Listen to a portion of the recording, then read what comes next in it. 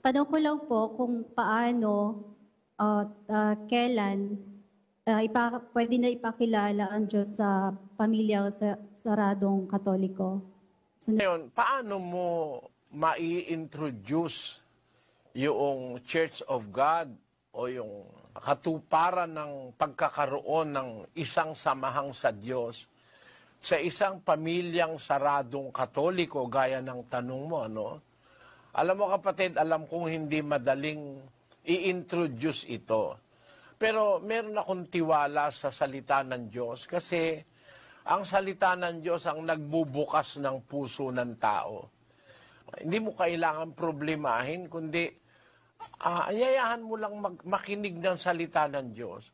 Kasi doon sa 4:12 ng Ebreo, ang sabi ganito, Sapagkat ang salita ng Diyos ay buhay at mabisa at matalas kaysa alinmang tabak na may 2 talim at bumabaon hanggang sa paghihiwalay ng kaluluwa at espiritu, ng mga kasukasuan at ng utak, at madaling kumilala ng mga pag-iisip at mga haka ng puso.